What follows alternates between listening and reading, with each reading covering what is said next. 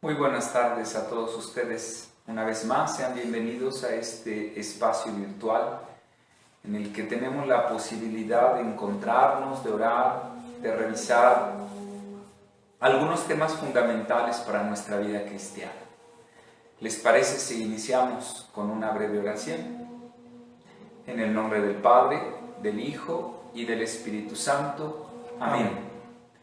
Te pedimos, Señor, que vengas en estos momentos a nuestra vida, a nuestro corazón, que te derrames tu Santo Espíritu en cada uno de nosotros. Ven, Señor, y abre nuestra mente, nuestro corazón, para comprender, saber todas estas cosas que provienen de ti. Ven, Espíritu Santo, y llénanos. Toma posesión de lo que es tuyo. Ven, amado Espíritu, calienta lo que está frío, endereza lo que está torcido, sana lo que está enfermo. Ven, amado Espíritu, ven, Señor, dador de los dones, ven, dulce huésped del alma, ven y hazte presente, aquí y ahora, a los que están ahora siguiendo esta transmisión. Desde aquí pedimos, Señor, que abras la inteligencia, el corazón para comprender todas estas cosas que vienen de ti. Ven, amado Espíritu, ven e inúndanos con tu presencia. Espíritu de Dios, llena mi vida, llena mi alma. Llena mi ser, lléname, lléname de tu presencia, lléname, lléname de tu bondad, lléname, lléname de tu amor.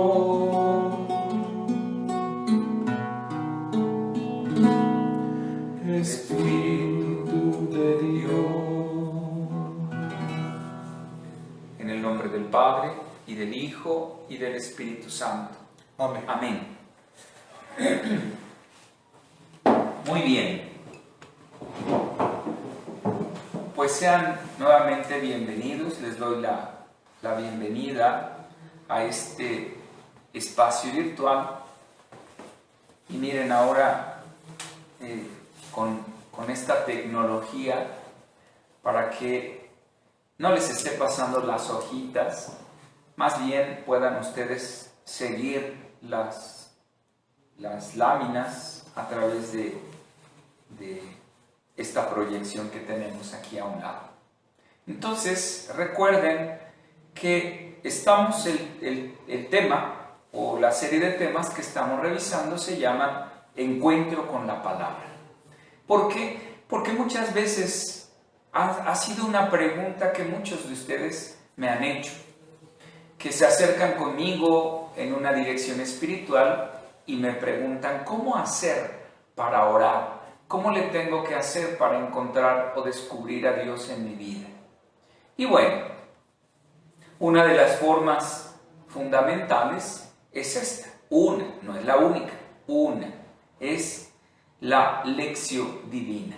Ya dijimos ayer que se pronuncia lectio, aunque se escribe lectio, se pronuncia lectio, la lección divina, que es la manera más común de orar y de encontrarnos con Dios, y por supuesto para muchos de nosotros sacerdotes es la manera como preparamos una homilía. Nos introducimos en la Sagrada Escritura, en el texto que corresponde a tal o cual día o a tal o cual domingo, nos introducimos y tenemos este contacto con la palabra.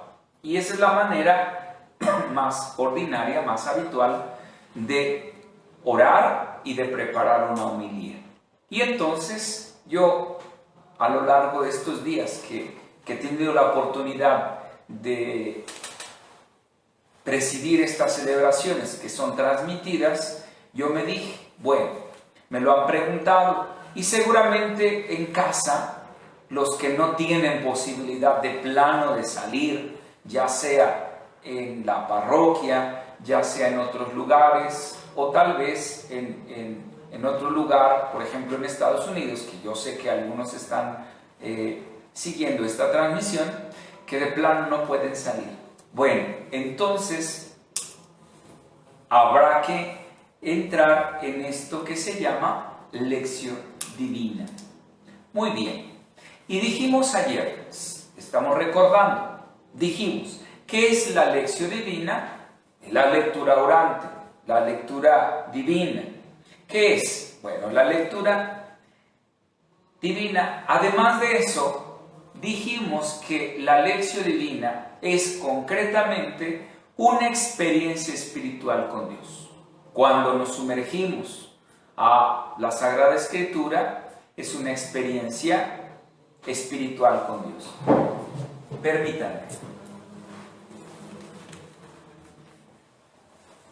Entonces, la lección divina es entrar en contacto con la palabra de Dios. Eso es la lección divina, una experiencia espiritual con Dios. Muy bien. Tenemos entonces que la lección divina, solo estamos recordando lo de ayer, es una experiencia de encuentro con el Señor.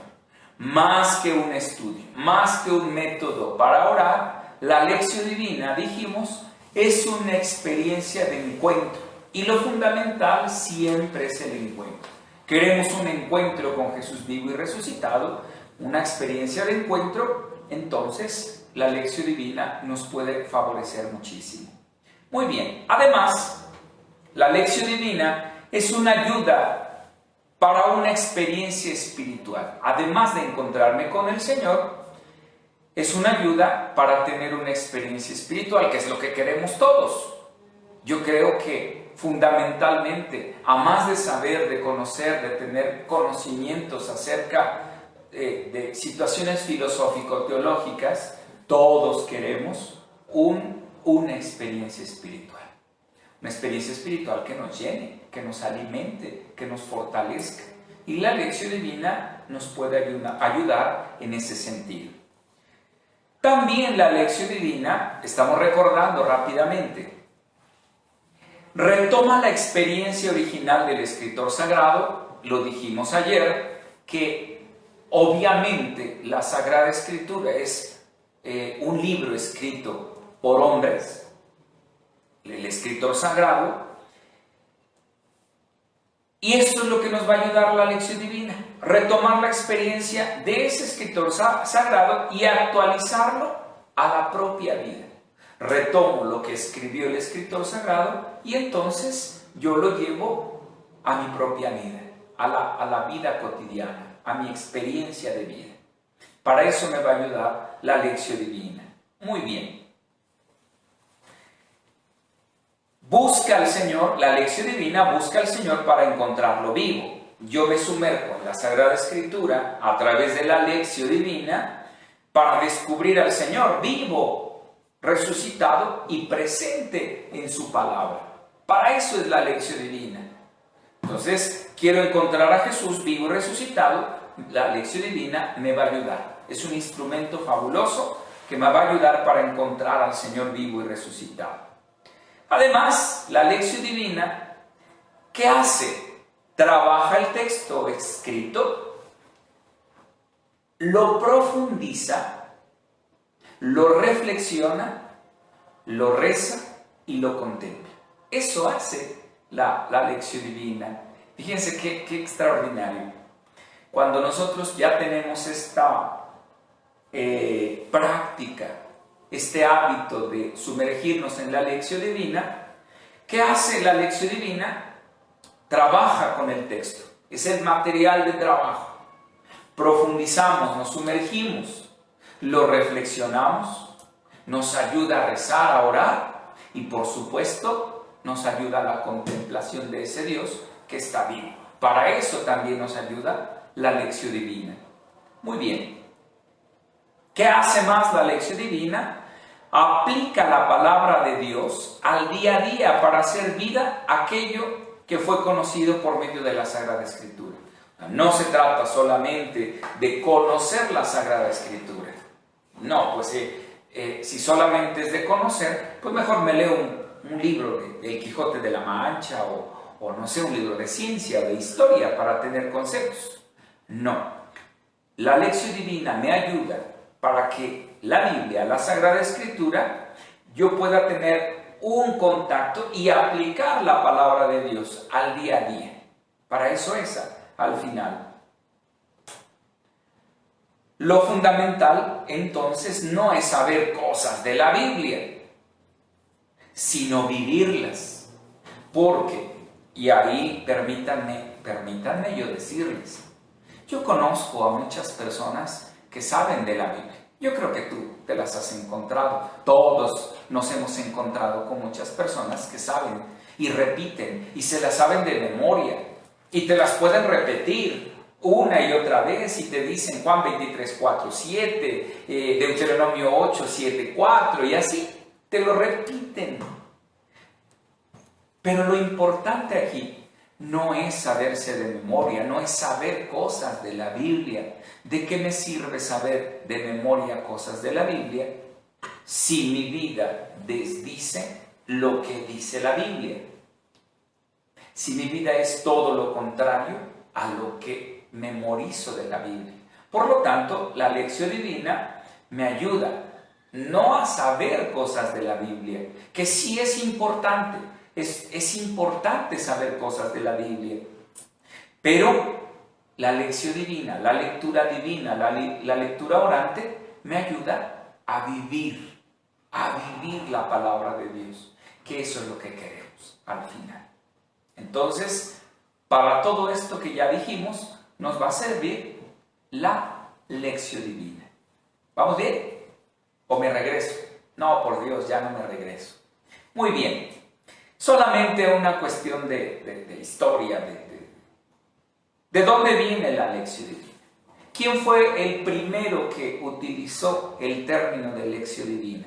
Bueno, el primero que utilizó el concepto, el término, la expresión, fue Orígenes, que fue un filósofo y teólogo de la antigüedad. Después de Jesús, en el año 185, fíjense, desde el año 185 fue el primero que utilizó esta expresión de lección divina. Fue Orígenes, hacia el 185, y decía: para leer la Biblia con provecho es necesario hacerlo con atención, constancia y oración. Entonces, desde el año 185 se utilizó esta expresión.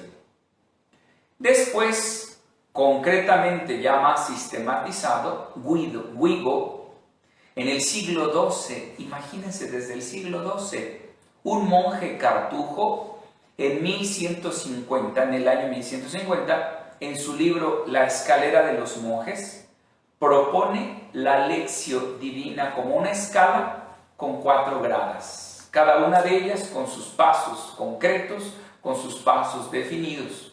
Y lo sabemos, ya lo vimos ayer: la lectura, meditación, oración, contemplación. Es decir, la lección, la meditatio, la oratio y la contemplación. Esos son los 4 pasos fundamentales. Algunos ya en la actualidad pues le agregan ya la acción concreta, que después lo veremos. Muy bien. Por lo tanto, tenemos estos 4 pasos fundamentales, que son la lección, es la lectura, la meditatio, que es la meditación, oratio, oración, contemplatio. Son los 4 pasos que vimos ayer y que vamos a ir desarrollando en estos días. Nos quedamos en la lección. Ese es el primer paso. Pero no podemos desarrollar, y les decía, terminaba yo ayer pidiendo disculpas y lo vuelvo a hacer. ¿Por qué?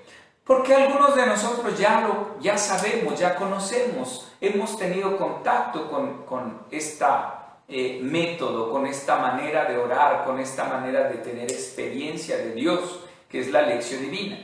Pero no todos, algunos apenas estamos entrando en contacto con la Sagrada Escritura. El seminario de los 23 años, hasta los 23 años. Y a los 23 años, pues no sabía leer la Biblia. Les confieso que no sabía por qué eran los números grandotes y los números chiquitos. Entonces, por eso es importante y por eso lo considero importante detenerme en este sentido. ¿Para qué? Pues para que todos tengamos esta experiencia. Muy bien. Entonces, entramos al primer paso, que es la lección, es decir, la lectura. Les decía yo el día de ayer, si lo recordarán, que lo primero que tenemos que tener para hacer una lección divina, pues una Biblia. Lo primero que tengo que tener es una Biblia. Y ayer, si no mal recuerdo, les decía también que nuestra Biblia tendría que ser una Biblia católica. Necesita ser una Biblia completa. Porque ¿qué tal si hace algunos años algún hermano que profesa otra fe nos dejó una Biblia de su fe que profesa, y puede ser que esa es la que tengo, pero le faltan algunos libros, le han mutilado algunos libros? Entonces es necesario, ¿cómo saber que mi Biblia es católica, que mi Biblia está completa? Ayer les decía, es necesario que vayamos al inicio de la Biblia y encontremos en las primeras páginas dos cosas. Puede decir imprimatur o puede decir nihil obstat. Puede decir imprimatur o nihil obstat. Y con un sello de algún obispo, como este que les pongo aquí, o de un arzobispo. Nótese ahí, pues, hasta se los puse en un circulito, dice puede imprimirse. A lo mejor no viene en latín, pero dice puede imprimirse. O tal vez puede venir en español ningún obstáculo, nihil obstat, ningún obstáculo. Entonces, son expresiones que utiliza la Iglesia para autorizar la impresión de algún libro. En este caso estamos hablando de la Biblia. Entonces, vean cómo ahí aparece un sello de alguna conferencia episcopal, puede ser mexicana, argentina, ecuatoriana, española. Si tú ves en tu Biblia que en las primeras páginas aparece este sello, tranquilo, tranquila, tu Biblia es catoliquísima. ¿De acuerdo? Muy bien. Entonces, de ese modo ya estamos dando el primer paso. Tener una Biblia personal, una Biblia que es mía, una Biblia que yo puedo subrayar. Muy bien. Segundo, esa Biblia tiene que estar en las manos. ¿Por qué? Porque puede ser que yo me compro una Biblia o tengo una Biblia y puede ser que esté nuevecita, muy de canto dorado y muy diría aquel, muy pipiris nice mi Biblia.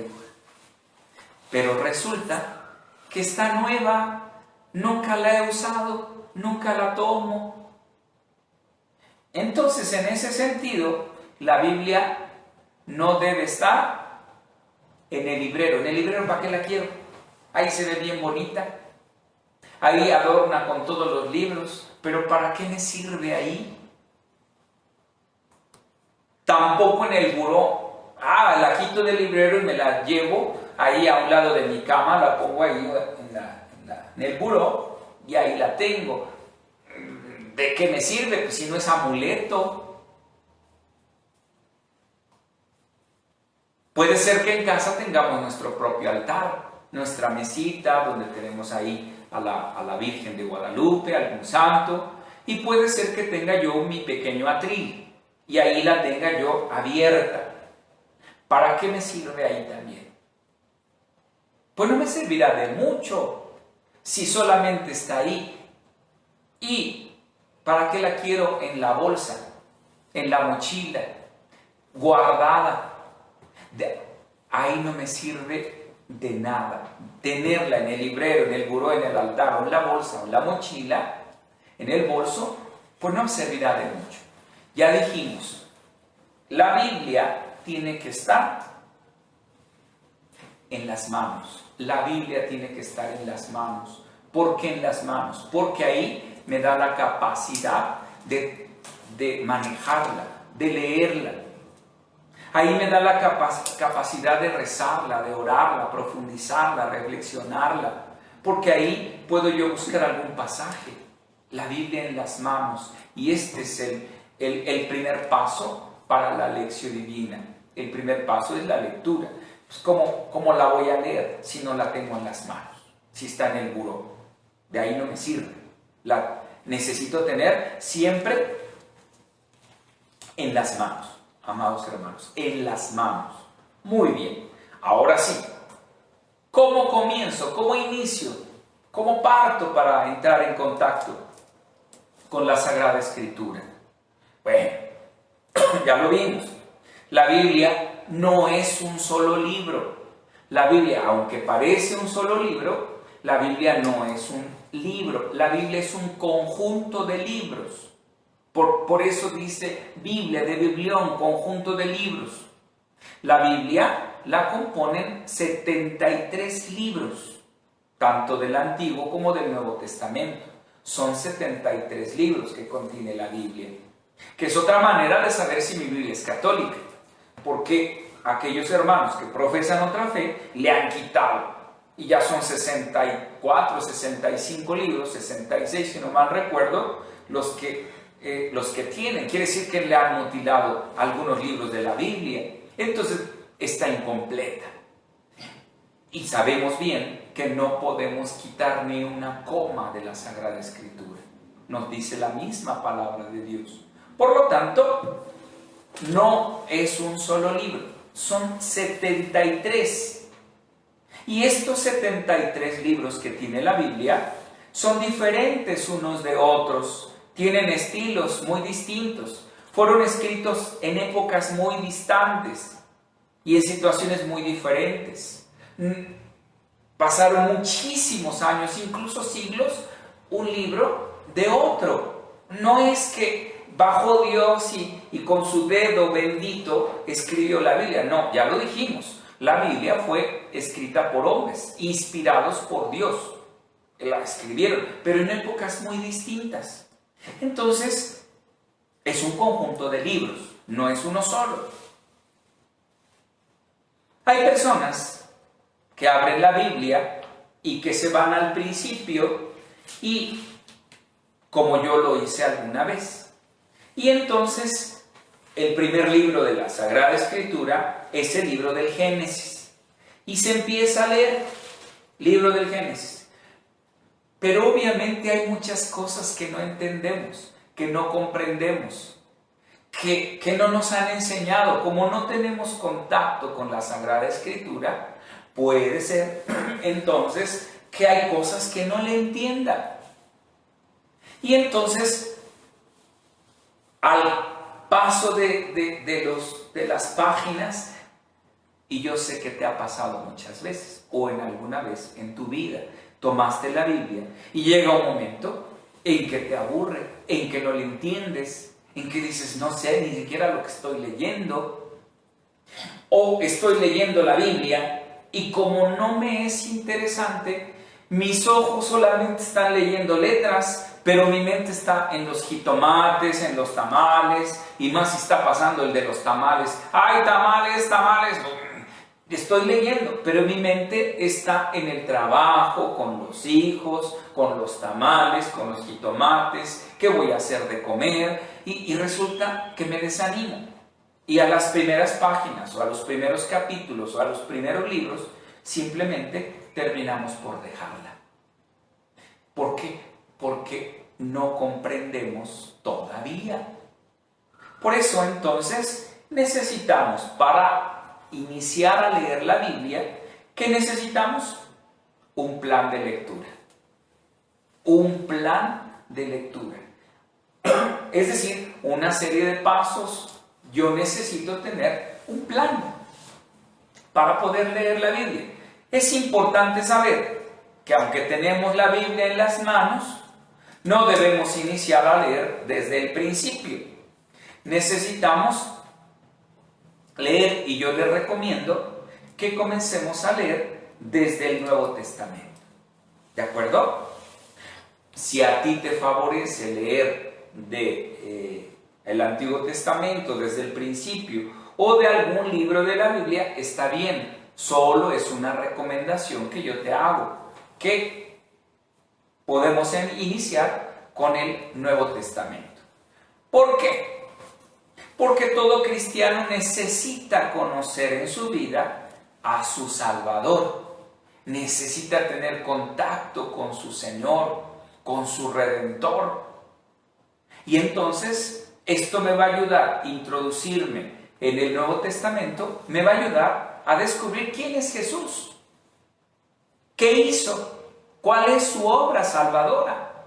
Porque de otro modo entonces, como somos cristianos, creemos en Dios, y entonces me sumerjo en el Antiguo Testamento, pues me va a ser difícil.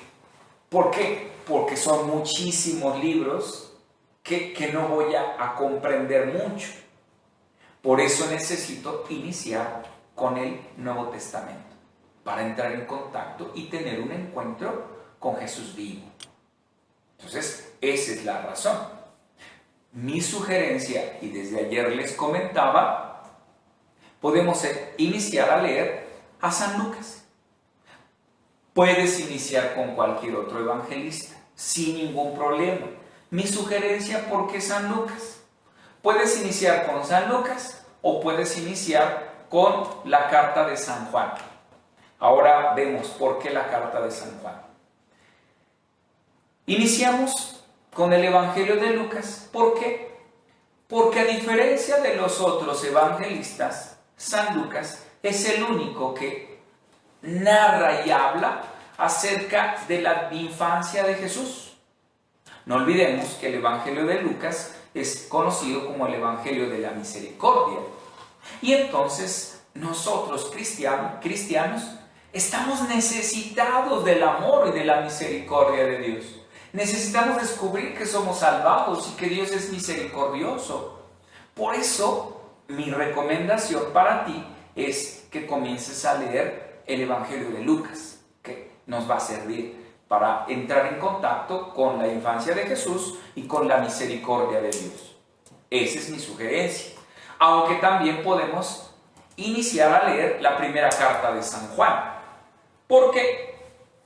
Sencillamente porque la carta de San Juan, la primera carta de San Juan, nos introduce a esa necesidad de tener la certeza de salvación, de saber que Dios nos ama y que nos ha elegido gratuitamente, sin ningún merecimiento.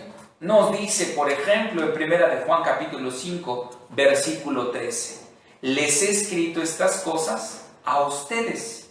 ¿A quién se refiere cuando dice a ustedes? Pues a nosotros que somos discípulos, a nosotros que somos cristianos, a nosotros que hemos aceptado a Jesús como Dios, como Señor, como Salvador. Les he escrito estas cosas a ustedes que creen en el nombre del Hijo de Dios, para que sepan que tienen la vida eterna. Entonces, la primera carta del apóstol San Juan nos va introduciendo en esta gratuidad, en este amor, en esta salvación que Jesús nos da. Por eso, mi recomendación es tomar algún evangelio, San Lucas, o la primera carta del apóstol San Juan. Leer poco a poco, ya lo veremos. Entonces, ya sabemos, tenemos la Biblia, ya sabemos cómo iniciar. Lo más práctico, conocer a Jesús. Dos opciones, algún evangelio o la primera carta del apóstol San Juan. ¿Quedó claro hasta aquí? ¿Vamos bien? Perfecto. Ahora bien, actitudes para leer la Biblia. Y fíjense cómo lo pongo, con signo de interrogación. ¿Necesitamos actitudes para leer la Biblia? Por supuesto, claro que necesitamos ciertas actitudes para entrar en contacto con la palabra de Dios, para entrar en contacto con la Sagrada Escritura. ¿Por qué? Porque la Biblia no es magia. Dios no tiene una varita mágica y nos dice cataplán, aliculín, aliculán, ra, ra, fum, como polvos mágicos. No. Lamento caerles muy gordo y decirles que no funciona así. No hay magia. El hecho de utilizar unos pasos que estamos viendo, sí, son medios para el encuentro con el Señor y no significan y no garantizan un encuentro vital. Por lo tanto, necesitamos actitudes para poder entrar en contacto con la palabra de Dios. Se requiere entonces ciertas actitudes. Primero, disposición. Disposición es querer. Porque puede ser que tengo la palabra de Dios, ya la tengo ahí. ¿Cuánto tiempo hace que tienes tu Biblia? Pero no has querido leerla. No existe la disposición ni para abrirla, ni para leerla, ni para rezarla, ni meditarla. Por eso, la primera actitud es la disposición. Yo necesito tener una disposición, estar dispuesto, querer, sí quiero. Bueno, esa es la primera actitud. Quiero tener una experiencia con Dios. Quiero entrar en contacto, tener una experiencia espiritual con Dios. Bueno, la primera actitud entonces es disposición. Si no tengo disposición, si tengo Biblia con canto muy bonito, pero no tengo disposición, pues no te garantizo que tengamos de verdad un encuentro con Dios. O puede ser que yo la esté leyendo, pero parezca yo repetidor. Leo, pero mi mente está en los aguacates, en el guacamole de al rato. Híjole, ya voy a llegar tarde al trabajo. Si no tengo disposición, será muy difícil tener una experiencia de encuentro. La primera actitud, entonces, disposición. Segundo, si tengo disposición, pero me cierro, estoy cerrado, me pongo una tapa o me envuelvo en papel de que utilizan las señoras para emplayar la comida, pues será difícil. Si yo quiero salir ahorita que está lloviendo y yo quiero decir, me quiero mojar, pero me pongo unas botas de hule, me pongo un impermeable y me pongo un paraguas, ¿crees que me voy a mojar? Para nada, desde luego que no. Si yo quiero entrar en contacto con la Sagrada Escritura, pero me pongo un impermeable, pero me cierro, pero digo, ya no, me aburre, pues es lógico que mi corazón y mi mente estén cerradas. Entonces, la segunda actitud es una actitud de apertura. Quiero, por lo tanto, necesito iniciar con una invocación al Espíritu y pedirle que me abra la mente, que me abra el corazón, que me ayude a estar dispuesto, disponible. Entonces, apertura.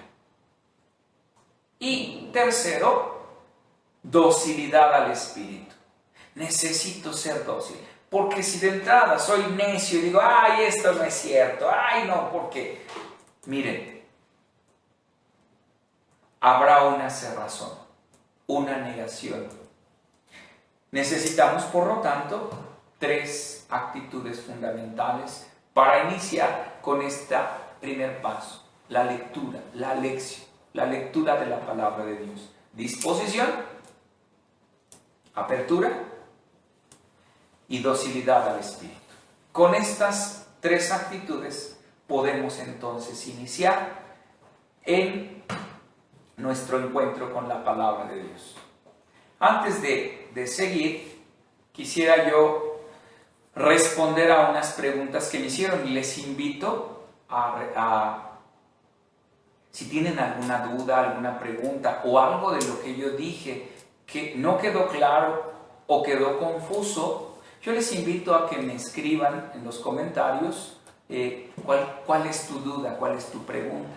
Y con mucho gusto, si no la puedo responder en el instante, bueno, lo investigo y damos respuesta. Lo importante es no quedarse con dudas. Me preguntan, ¿cómo hacer para no distraerme mientras estoy orando? Bueno, ya hablamos de las actitudes. Miren, es muy fácil. Al principio nos va a ser muy difícil. En serio, no creas que entrar en esto es sencillo y por arte de magia. No va a ser así. Ya lo veremos, pero yo te recomiendo, quien me ha preguntado eso, yo recomiendo que no quieras leer media hora o una hora al principio. Si tú dices, ay, está interesante, y empiezas a leer la Biblia, pero lees media hora y una hora, y mañana vuelves a leer media hora o una hora, yo te apuesto que para dentro de 15 días ya tu Biblia estará aventada en el buró, en la mesa, en el librero, en la bolsa. ¿Por qué? Porque nos va a cansar. Dice un dicho, que más vale gota que dure y no chorro que se acabe. Por lo tanto, sugerencia, 5 minutos. 5 minutos al principio, 5 minutos. Hoy, 5 minutos mañana. Y recuerda, la repetición de actos buenos se llaman virtudes. La repetición de actos negativos se llaman vicios. Si yo empiezo a repetir un acto positivo hoy y lo repito mañana y pasado y así lo voy repitiendo, se va a convertir en una virtud. Pero si hoy leo la Biblia, pero mañana no, pasado sí, dentro de una semana sí, después 15 días no, pues obviamente me va a costar mucho trabajo. El orar, el leer la Biblia, tener una lección, una lectura orante, una lectura divina, pues obviamente que va a costar trabajo. Pero mi recomendación es 5 minutos al día, 5, no más. Bueno, después de medio año, 1 año, 2 años, pues ya, obvio que esos 5 minutos tendrán que convertirse en 10, en 15, en 20, en media hora, al paso del tiempo. ¿Por qué? Porque se va haciendo un hábito, una actitud orante. Al principio es normal, no te preocupes, pero si tú lo sigues haciendo, no sé, me estoy durmiendo, me levanto. Busco un lugar en donde pueda estar cómodo y en silencio.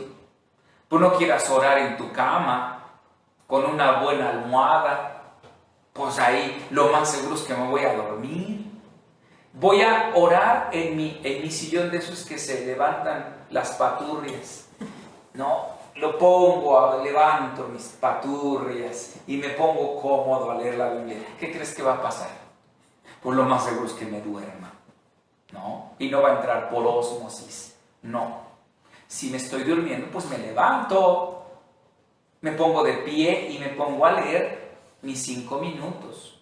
Y verás que haciendo este ejercicio podremos llegar a vencer la distracción o el cansancio. Segunda pregunta, la lectura, ¿por cuál se empieza? Creo que ha quedado ya dicho. ¿Cómo comprender la lectura de la Biblia? Eso, vamos pues, paso por paso. No puedo responder ahora, sino paso por paso. El primer paso, ya dijimos, es la lectura, que obedece a la pregunta, ¿qué dice el texto? Entonces, dicho esto, pues por hoy terminamos. Mañana daremos continuación. Espero no se desesperen para los que ya tienen un caminar y digan, ya me aburrió el Padre Lalo porque está repitiendo y porque nos está diciendo y a una y otra vez. Recuerda, necesitamos ser pacientes con aquellos hermanos que están iniciando en este proceso de comprender la Sagrada Escritura. ¿De acuerdo? Muy bien. Nos vemos mañana. Muchas gracias. ¿Ya vieron que dice hasta abajo? Claro que ya los extraño, ya los quiero ver en la parroquia. Cuídense, por favor, cuídense. Si no tienen a nada que salir, no salgan de su casa. Si tienen que salir, háganlo con las debidas precauciones. Cuídense, por favor. Salgan para lo estrictamente necesario. Entonces, nos vemos mañana y terminemos con un canto. En el nombre del Padre, del Hijo y del Espíritu Santo. Amén.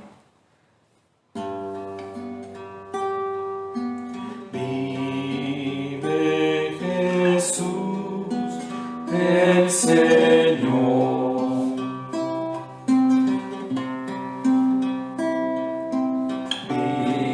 Vive Jesús, el Señor.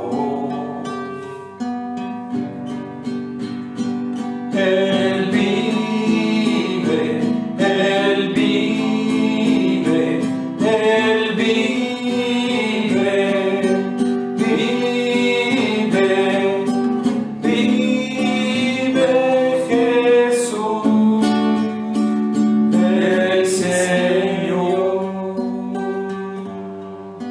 Gracias, Padre Santo, porque nos das esta oportunidad de encontrarnos contigo, con tu palabra. Ayúdanos a profundizar, a tener una experiencia contigo que estás vivo y resucitado, para amarte, abrazarte, entrar en comunión contigo y al final, Señor, ser felices y alcanzar la vida eterna. Te pido por todas las personas que están en sus casas, en sus hogares como familia, siguiendo esta transmisión. Bendícelos, Señor, y ayúdanos a todos, a ellos y a mí, a tener siempre un encuentro con tu palabra. Gracias, Jesús, bendito seas. Alabado y glorificado seas por siempre. Él vive, Él vive, Él vive, vive, vive Jesús, el Señor. Muchas gracias a todos. Los abrazo con mis oraciones. Muy buena noche.